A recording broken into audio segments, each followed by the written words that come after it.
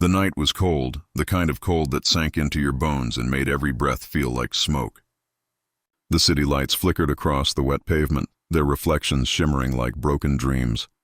Cars had long stopped rushing by, and only the occasional echo of a barking dog or a rattling trash can disturbed the silence. 17-year-old Marcus Hill pulled his worn-out hoodie tighter around his shoulders. The fabric was thin, full of holes, barely keeping the chill away. He hadn't eaten in almost 2 days. His shoes, one size too small and full of cracks, squished with every step he took across the damp sidewalk. He walked with his head down, avoiding the eyes of the few people who passed. People didn't see him anymore. To them, he was just another homeless kid, invisible in a city that had stopped caring long ago. Marcus wasn't always this way. Once he had a home, a small apartment with his mother in the south part of town. She used to hum gospel songs while cooking, filling their space with warmth. But when she fell ill, everything began to collapse. The bills stacked up, the landlord grew impatient. And when she passed away, Marcus was left with nothing but a backpack of clothes and a world that had no place for him. He spent nights in abandoned buildings, under bridges, and sometimes in the doorway of a closed laundromat. Every morning, he woke up before dawn, afraid of being kicked out or worse, beaten. The city wasn't kind to kids like him, but through all the darkness, Marcus held on to one rule. A simple phrase his mother used to whisper when she wanted him to stay calm: stay safe. Stay silent, baby. Not everyone deserves your words. It became his shield. Whenever someone shouted at him, mocked him, or tried to hurt him, he stayed silent. He learned that silence could be power. It could keep him alive. That night, Marcus walked past a diner. The smell of fried food hit him hard. His stomach twisted painfully, but he didn't stop. He knew the owner didn't like street kids hanging around. He circled around the back alley instead, where the dumpsters stood overflowing with trash. Sometimes, if he was lucky, he'd find something. Half a sandwich, a slice of pizza someone threw away too soon.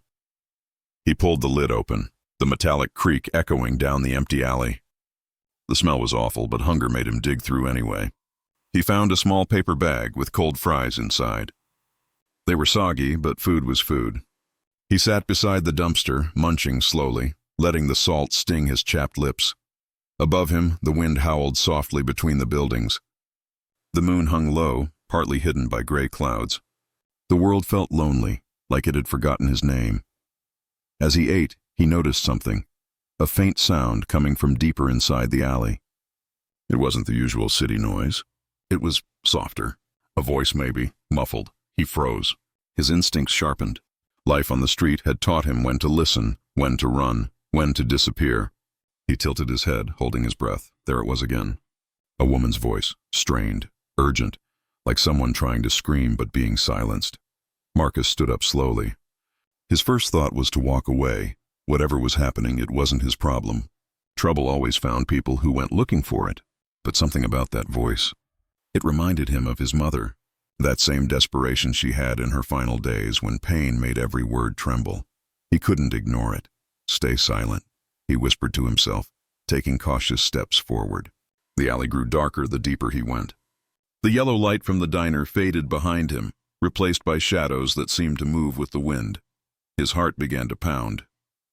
He heard another sound, a scuffle, shoes scraping against the ground, then a harsh male voice, low and threatening. Marcus pressed his back against the wall, peeking around the corner of a large trash bin. What he saw made his breath catch. A woman in a police uniform was struggling against 2 men, both wearing dark hoodies. One of them held her arm twisted behind her back, while the other tried to grab her radio. She was fighting, but she was outnumbered. Marcus's mind raced. He didn't know what to do. He had no phone, no weapon, no plan. Just himself, a homeless kid who nobody would believe. But he couldn't stand there and watch. He ducked back behind the bin, breathing hard.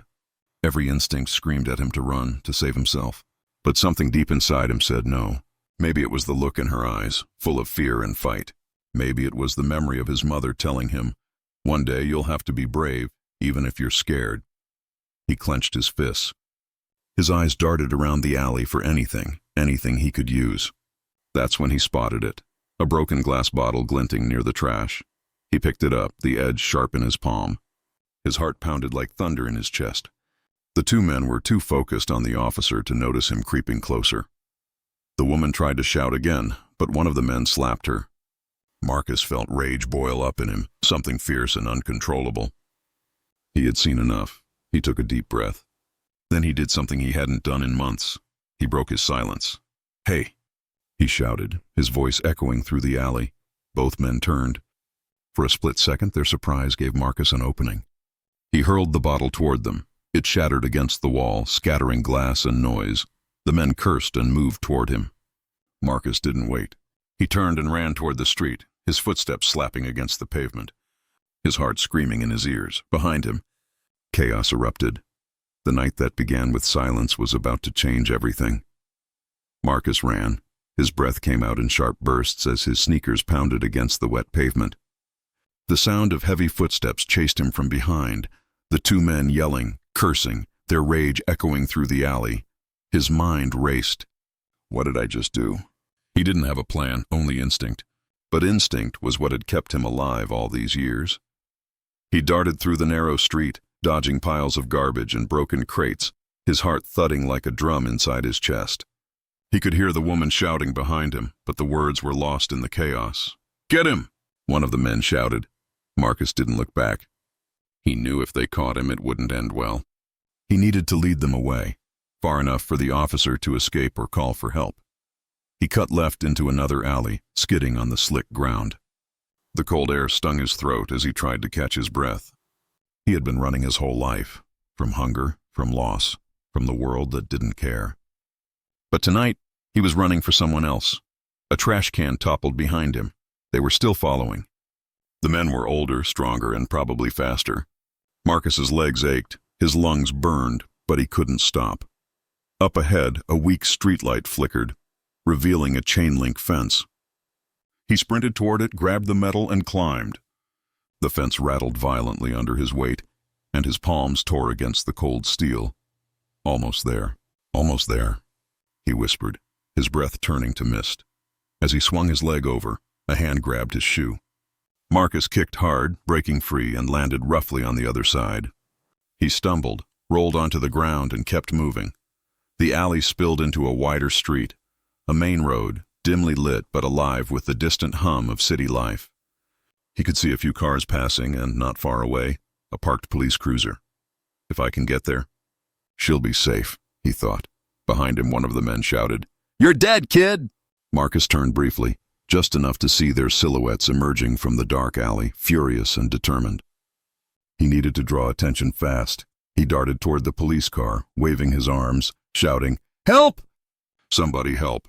But the street was nearly empty, and the officer inside the cruiser seemed distracted, talking on the radio. The car's windows were rolled up. Marcus's voice didn't carry far enough. He glanced back. The men were closing in. Panic flared. He had to think of something, anything. He spotted a metal trash can lid nearby and grabbed it, banging it against the pavement. The noise echoed like thunder, bouncing off the walls of nearby buildings. The officer looked up instantly, alert. At the same moment, the female cop, the one Marcus had tried to save, stumbled out of the alley, bruised but standing. She had managed to break free. Her hand clutched her radio, her voice trembling but firm. "This is Officer Daniels. Backup needed. 2 suspects fleeing west on 14th Street. Her words cut through the air like a spark. The officer in the cruiser immediately stepped out, hand on his weapon, eyes narrowing on the 2 men chasing Marcus. One of the suspects froze. The other tried to run. Within seconds, sirens erupted in the distance. Blue and red lights began flashing down the block. Marcus dropped the metal lid and backed away, his chest heaving. Everything felt surreal. The flashing lights, the shouts, the chaos. The female cop, Officer Daniels, limped toward him, her face pale but steady. The other officers surrounded the suspects, forcing them to the ground. Marcus stood frozen, unsure what to do. Part of him wanted to run. He'd had enough encounters with police to know how that usually went. But then he saw her eyes, not filled with suspicion, but gratitude. "You," she said softly, catching her breath. "You saved my life." Marcus shook his head. I just saw them and—" She stopped him with a raised hand. "No, you acted when everyone else would have looked away." He didn't know what to say. He felt the sting of tears forming behind his eyes, but fought them back. For years, no one had ever thanked him for anything. As the suspects were taken away, Officer Daniels sat on the curb, wincing as she touched the bruise on her arm.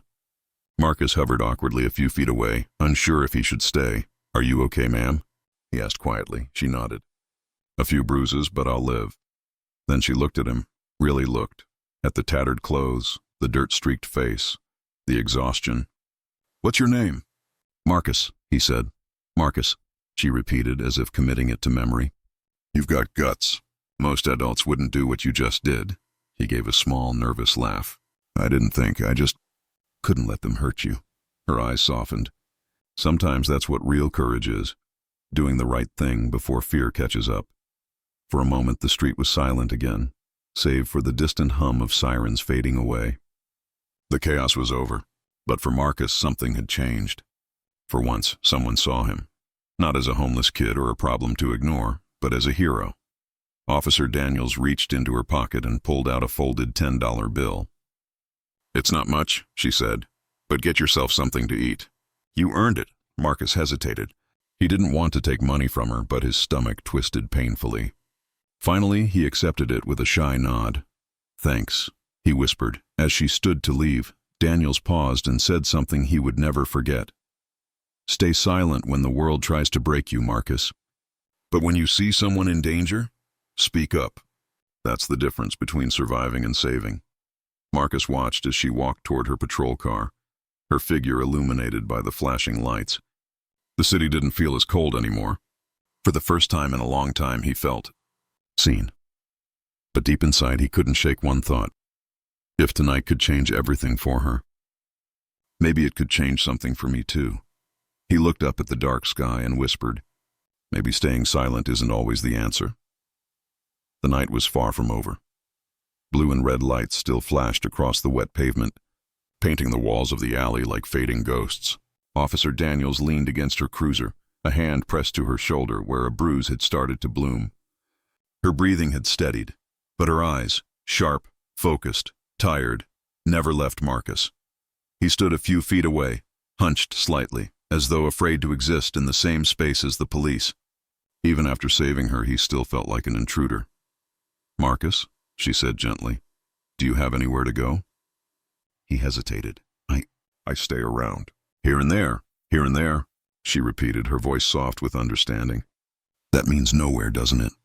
Marcus looked down. He hated admitting that truth. He'd been invisible for so long that being seen made him uncomfortable. "It's okay. I get by," Daniel sighed. She looked like she wanted to say more, but the paramedics were calling her name. One of them wrapped a small bandage around her arm and gave her a nod of approval. "Thank you, ma'am. You're lucky the boy was there," the medic said. Her eyes flicked toward Marcus again. "Yeah," she murmured. "Luck doesn't even cover it." As the last patrol cars started to pull away, the night returned to its quiet rhythm. Marcus shifted from one foot to the other, unsure whether to walk away or stay. Then Daniels called out, "Hey, kid, wait." He froze. She reached into her coat pocket and pulled out a small silver pendant. A cross. "I used to wear this every night on duty. My dad gave it to me when I graduated from the academy. Said it would keep me safe." Marcus blinked. "You're giving it to me?" Daniel smiled faintly. "You saved my life tonight. I think you've earned a little protection of your own." Marcus took the pendant carefully, like it was made of glass. For a moment, he couldn't speak. "Thank you," he whispered. "Stay safe, Marcus," she said. "And stay out of trouble." He gave a small nod, clutching the pendant tightly. As she turned to get into her car, Marcus slipped back into the shadows of the street. But that night wasn't done with him. Not yet. A sudden. 10 hours later, Marcus sat beneath a bridge near the river, his body shivering from the cold. He had found an old blanket, thin and frayed, and wrapped it tightly around himself. The pendant glimmered faintly in the moonlight. For the first time in years, he felt something strange. Not fear, not hunger, but hope. Someone had seen him as more than a problem. Someone had thanked him. He stared at the pendant and whispered, "Guess you really did keep her safe." Just then, the sound of car tires screeching cut through the silence. Marcus looked up, startled. A black van sped across the nearby road, its engine roaring. It turned sharply and disappeared into an alley, the same one from earlier. A chill ran down his spine. It couldn't be. He stood, heart pounding. Against every instinct screaming to stay away, he began moving toward the noise. Something about it felt wrong. When Marcus reached the alley entrance, he froze. The same men from before, the ones who had attacked Officer Daniels, were there. 2 more had joined them, rough-looking, angry, and armed. One of them was shouting into a phone. "I don't care what the boss says," he growled. "She's seen our faces. We finish this tonight." Marcus's stomach dropped. "They're after her." He hid behind a dumpster, his breath shallow. The van's engine rumbled as the men prepared to leave. His mind spun. He couldn't just watch. He couldn't let the woman who trusted him walk into a trap. But what could he do? He had no phone, no weapon. Then he remembered. Officer Daniels had given him her patrol card earlier when she wrote down her name. He still had it, tucked in his pocket. He sprinted toward a nearby convenience store and burst inside. The startled clerk looked up. "Please, I need to use your phone. It's an emergency," Marcus said, breathless. The clerk hesitated but handed over the receiver. Marcus quickly dialed the number on the card. "Officer Daniels," a voice answered. "Ma'am, it's me, Marcus. Those guys, the ones from tonight, they're coming for you." "They're in a black van near 14th and Grove." A pause. Then her firm, steady voice replied, "Marcus, listen carefully. Stay where you are. Don't follow them." "We'll handle it," but Marcus shook his head. "I can't just stay here if they find you first." "Marcus." The line went dead. He dropped the phone and ran back into the cold night. His legs ached, his lungs burned, but adrenaline pushed him forward. Down the block, the van sped off. Marcus followed at a distance, weaving through side streets until it turned into a dimly lit parking lot behind a warehouse. He ducked behind a stack of crates and peeked out. Officer Daniels was there, alone. Her cruiser was parked nearby. She must have been tracking them. The men surrounded her, weapons drawn. "Didn't learn your lesson, officer?" One of them sneered. Daniels raised her gun, her voice calm but defiant. "Drop your weapons and get on the ground." The leader laughed. "You think backup's coming? You're all alone." Marcus's pulse quickened. He couldn't let this happen. He scanned the area. A loose metal pipe leaned against a wall nearby. As the men stepped closer, Marcus gripped the pipe and hurled it toward a pile of cans. The loud crash startled them, and Daniels seized the moment. She lunged forward, tackling one man to the ground. Chaos erupted. Marcus rushed from hiding, grabbing another pipe and swinging it to knock a weapon away from one attacker's hand. The man turned, furious, and shoved Marcus hard, sending him crashing to the ground. "Run, Marcus!" Daniels shouted, but he didn't. He got up, grabbed the pipe again, and swung with all his strength, hitting the man's knee. He fell, yelling in pain. Sirens wailed in the distance. Backup was coming. The remaining men fled toward the van, tires screeching as they sped away into the darkness. Daniels ran over to Marcus, her eyes wide. "You're insane, you know that?" she said, half laughing, half crying. He smiled weakly. "Guess I don't stay silent when it matters."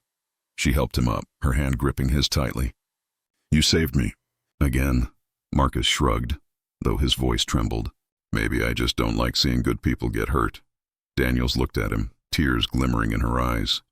"You're not just a good person, Marcus. You're the bravest kid I've ever met." That night, under flashing lights and cold rain, Marcus realized something. He wasn't invisible anymore. He was someone who mattered, and for the first time since his mother's death, he believed he could be more than a survivor. He could be a hero. The rain had stopped by dawn, but the city still glistened with the memory of the storm. Puddles shimmered beneath the soft glow of the rising sun, and the air carried that damp, quiet peace that follows chaos. Marcus sat on the back bumper of the police cruiser, wrapped in a gray blanket an officer had handed him. His clothes were soaked, his body sore, but his heart felt strangely light. Across the lot, paramedics were checking on Officer Daniels. Her uniform was ripped, her cheek bruised, but she stood tall, smiling faintly as she spoke to her captain. Every few moments, she looked over at Marcus, making sure he was still there, like a guardian checking on someone she refused to lose again. For a long time, Marcus just stared at the ground, water dripping from his hair. He could still hear the chaos from earlier, the shouting, the sirens, the way his heart had pounded when he thought he wouldn't make it. He had faced fear head-on, and he had won. When Officer Daniels finally walked toward him, her steps were steady but slow. She stopped in front of him, holding 2 steaming cups of coffee. "Hot chocolate," she said, handing him one. "Didn't think you were much of a coffee guy." Marcus smiled weakly, taking the cup. "Thanks, and yeah, coffee's too bitter." She chuckled softly. "You've got good taste." They sat in silence for a while, sipping from their cups. The only sounds were the soft murmurs of officers packing up the scene and the hum of the city waking up. Finally, Daniels broke the silence. "You know, you could have died last night." Marcus glanced down. "I know. So why'd you do it?" He looked up, meeting her eyes. "Because nobody ever came when my mom needed help. I saw you there and it was like, I couldn't let it happen again." Her throat tightened. She took a deep breath. "Your mom would be proud of you, Marcus. You saved 2 lives, mine and yours." He blinked, swallowing hard. The words hit deeper than anything he'd heard in years. "She used to tell me to stay silent when things got bad," he said quietly. "I think I finally understood what she meant. It wasn't about hiding. It was about knowing when to speak up." Daniels smiled, eyes glistening. "That's real wisdom. You've got more courage in you than most grown men I've met." He shrugged. "Maybe I just got tired of running." A few hours later, after the paperwork and questions were done, Marcus stood awkwardly near the curb. He didn't know where to go now. He half expected Daniels to thank him one last time and then send him back to the streets, back to the life he knew. Instead, she surprised him. "Come on," she said, jingling her car keys. "You're coming with me." He frowned. "Where?" "Somewhere warm and safe." "You've earned that much." He hesitated, unsure if she was serious. "You don't have to." "I know I don't have to," she interrupted gently. "I want to." The car ride was quiet. Marcus stared out the window as they drove through the city, past familiar corners, broken benches, and alleys he used to sleep in. The morning sun painted everything golden, and for the first time, the world didn't look as cruel. They arrived at a small, brick building with a painted sign that read, "St. Mary's Youth Shelter," the kind of place Marcus had passed hundreds of times but never dared to enter. Inside, the warmth hit him instantly. The smell of coffee, clean sheets, and something he hadn't felt in years. Safety. A kind woman at the front desk smiled. "Officer Daniels, this the young man you called about?" "Yes," Daniels said. "This is Marcus Hill. He's brave, kind, and he just saved a police officer's life." The woman's eyes widened. "Well, any friend of Officer Daniels is welcome here." Marcus felt his throat tighten. He tried to speak, but the words tangled up. You really did all this for me." Daniels looked at him, her eyes warm. "You helped me when no one else would. You deserve a chance to start over." He lowered his gaze, blinking fast to hold back tears. "I don't know what to say." She smiled softly. "Then don't. Just stay silent." That made him laugh through the tears. Days turned into weeks. Marcus stayed at the shelter, got new clothes, regular meals, and slowly started to believe that maybe life could be different. He began helping out at the shelter, sweeping floors, fixing broken chairs, reading to younger kids. He didn't have much, but he gave what he could. And for the first time, that was enough. Officer Daniels visited often, sometimes in uniform, sometimes off duty. She'd bring food, books, or just stories from work. To everyone at the shelter, she was a hero. To Marcus, she was more than that. She was proof that not all angels have wings. One afternoon, she arrived with a surprise. "I made some calls," she said, handing Marcus a folder. "You're officially enrolled in the city's GED program. You start classes next week." His eyes went wide. "You mean school? For real?" She nodded. "You've got a sharp mind, Marcus. Let's put it to use." He grinned, a genuine, unguarded smile that reached his eyes. "Thank you. For everything." She looked at him proudly. "Don't thank me. You did this. You earned every bit of it." Months later, the city held a small ceremony at the precinct. Officer Daniels was receiving a commendation for bravery. But to everyone's surprise, she invited Marcus to stand beside her. The chief stepped up to the microphone. "Tonight, we honor not just an officer, but a young man whose courage and compassion remind us that heroes come from the most unexpected places." Applause filled the room. Marcus felt his heart swell. He looked over at Daniels, who smiled and whispered, "Told you were a hero." He smiled back, whispering, "Guess I learned from the best." As the ceremony ended and they stepped outside into the crisp evening air, Marcus looked up at the night sky. The same city lights that once felt cold now shimmered with promise. He touched the silver pendant around his neck and whispered, "Stay silent." But never invisible. Officer Daniels placed a hand on his shoulder. "Ready for what's next?" He nodded, smiling. "Yeah, this time I'm not running from life. I'm running toward it." And together, they walked into the glow of the city. Two souls who found hope in the darkest corner of the street.